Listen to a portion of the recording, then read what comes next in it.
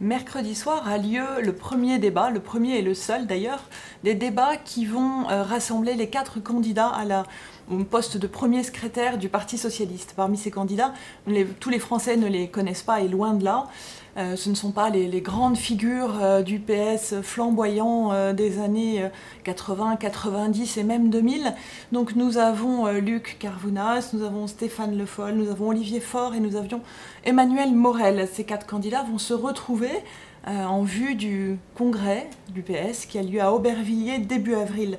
Un congrès dont peu de personnes ont entendu parler, un congrès qui est un peu passé sous silence, et même chez les socialistes, ce congrès n'intéresse pas beaucoup et ce congrès n'a pas vraiment réussi, du point de vue au moins médiatique, à intéresser les foules, même pas forcément les foules françaises, mais les foules socialistes, s'il en reste d'ailleurs. Le souci, c'est ce désintérêt. Et ce désintérêt, je l'ai entendu de la bouche d'un parlementaire ce mardi matin, me disant « c'est incroyable ce débat et même ce congrès, on a le sentiment non pas qu'il concerne un autre parti, mais un autre pays. » Donc même les parlementaires socialistes, les députés socialistes n'ont pas l'air très passionnés par le sujet.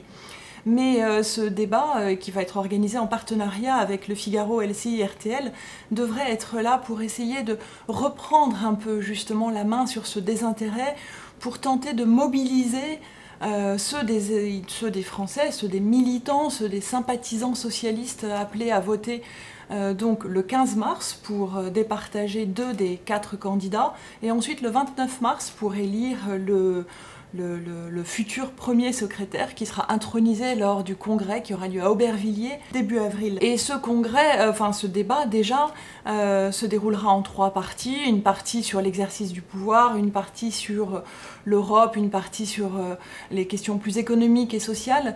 Et vraiment un petit peu été compliqué à aborder pour ces candidats socialistes. Certains d'ailleurs n'en voulaient pas, mais n'osaient pas le dire, parce qu'ils craignent le désintérêt des Français, même des militants, des sympathisants. Et le défi est lourd, le défi est grand, parce que sur les 102 000 qui sont en capacité, les 102 000 personnes qui sont en capacité de voter, c'est-à-dire ceux des socialistes qui étaient encartés dans 2015, 2016 ou 2017, sur les 102 000, je discutais avec Rachid Temal, qui est aujourd'hui le premier secrétaire par intérim pour 8 mois, il me disait si nous en avons 30 000, nous serons déjà contents.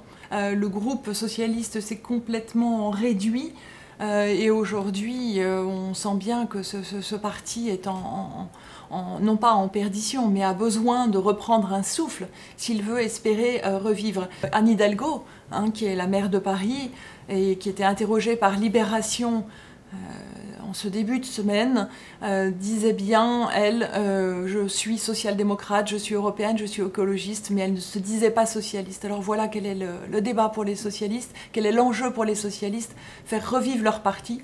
Les 4 candidats vont devoir, la barre est très haute pour eux.